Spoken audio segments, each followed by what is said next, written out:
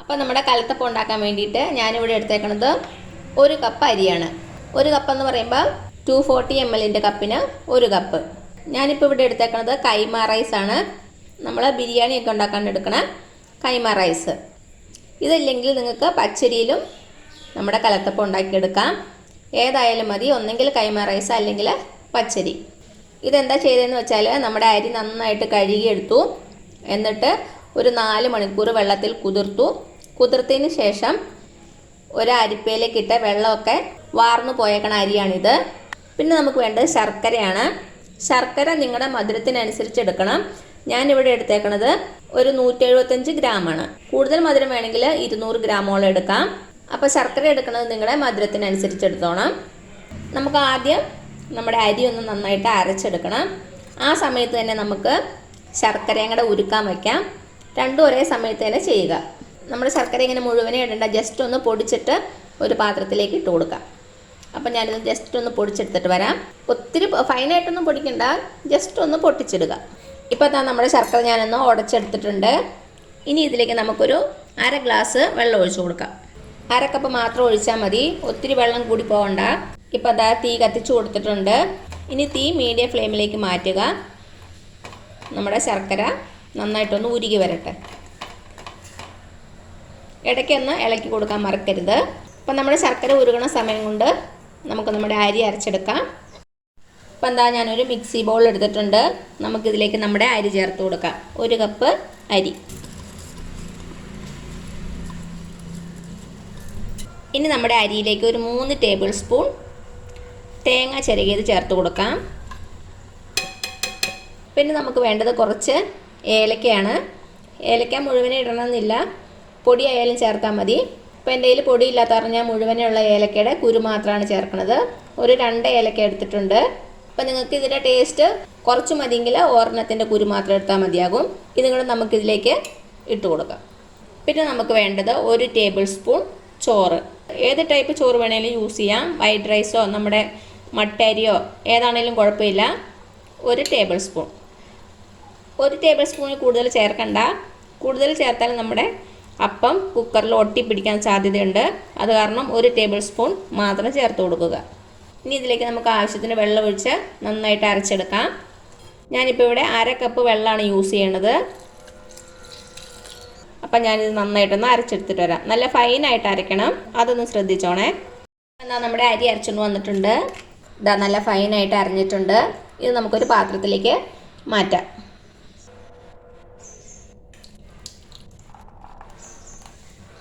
ഇപ്പോൾ നമ്മുടെ മാവ് ഒരു പാത്രത്തിലേക്ക് ഒഴിച്ചു കൊടുത്തിട്ടുണ്ട്. നമ്മുടെ ശർക്കരപ്പാനി റെഡി ആയിട്ടുണ്ട്. ഇത് മാറ്റി വയ്ക്കാം. ചൂടാറരുത്, അടച്ചു വെച്ച് കൊടുക്കുക.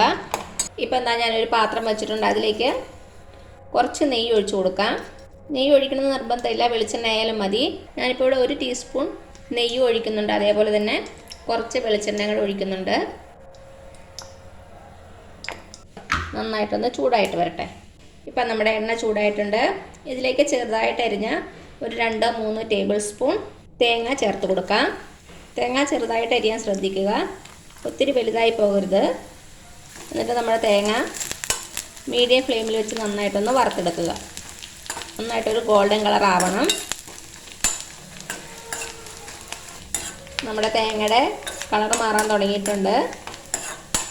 ഇത് പെട്ടെന്ന് തന്നെ റെഡിയാവും. ഇപ്പം നല്ല ഗോൾഡൻ കളർ ആയിട്ടുണ്ട്. ഇത്രയും മതിയാവും. ഇനി നമുക്കിതൊരു പാത്രത്തിലേക്ക് മാറ്റാം.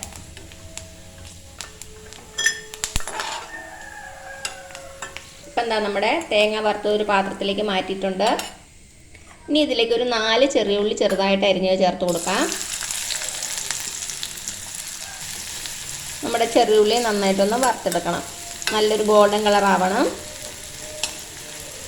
ഇപ്പം നല്ല സ്മെല്ല് വരണുണ്ട്. നമ്മുടെ നെയ്യിലും വെളിച്ചെണ്ണയിലും കിടന്ന് നമ്മുടെ ഉള്ളി വറുക്കണേൻ്റെ ഉള്ളി നല്ല ഗോൾഡൻ കളറായിട്ടുണ്ട്. ഇത് നമുക്ക് എണ്ണയിൽ നിന്ന് മാറ്റാം. ഈ എണ്ണ കളയണ്ട, നമുക്ക് യൂസ് ചെയ്യാനുള്ളതാണ്. ഇത് നമുക്ക് മാറ്റി വയ്ക്കാം. ഇനി നമ്മുടെ മാവിലേക്ക് നമ്മുടെ ശർക്കരപ്പാനി ചേർത്ത് കൊടുക്കാം.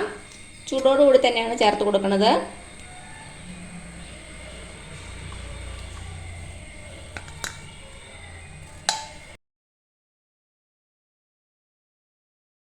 ഇങ്ങനെ ചൂടോടുകൂടി ചേർക്കുമ്പോൾ തന്നെയാണ് നമ്മുടെ കലത്തപ്പം നല്ല ആരെടുത്ത് വരുള്ളൂ. നന്നായിട്ടൊന്ന് മിക്സ് ചെയ്ത് കൊടുക്കുക.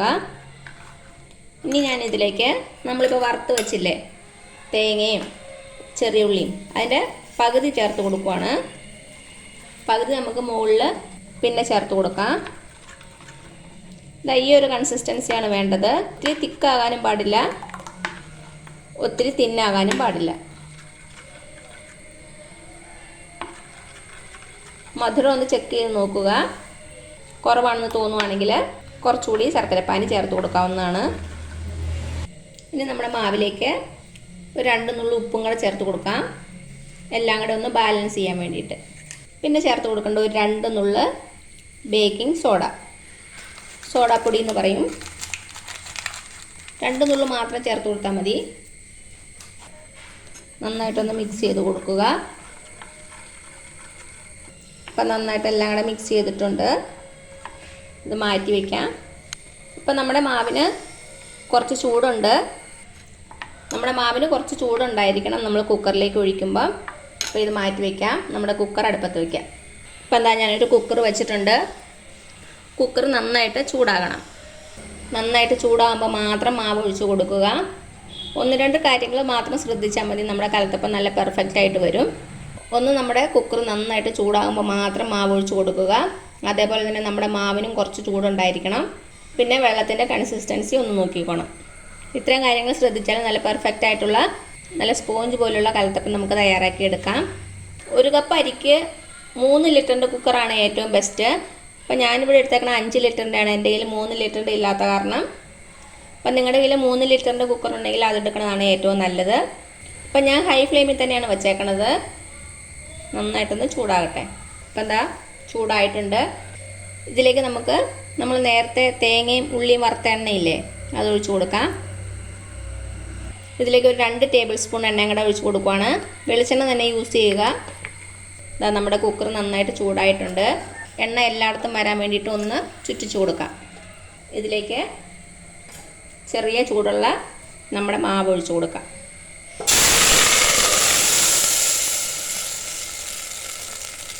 ഇതിൻ്റെ മുകളിലേക്ക് ചെറിയുള്ളിയും തേങ്ങയും കൂടെ വറുത്ത് ചേർത്ത് കൊടുക്കാം. ഇപ്പോഴും ഹൈ ഫ്ലെയിമിൽ തന്നെയാണ് വെച്ചേക്കണത്. നമുക്ക് 1 മിനിറ്റ് ഒന്ന് ഹൈ ഫ്ലെയിമിൽ കുക്കർ വച്ചിരിക്കാം.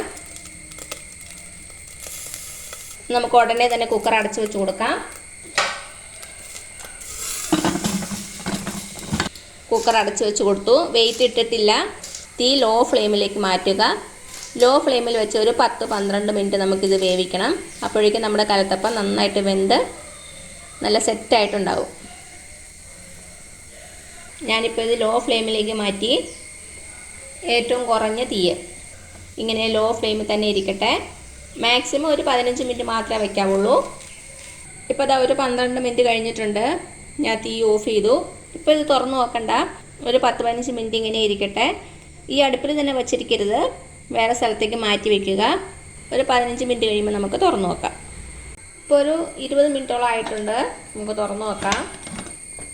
ഇതാ നമ്മുടെ കലത്തപ്പം സെറ്റായിട്ട് വന്നിട്ടുണ്ട്.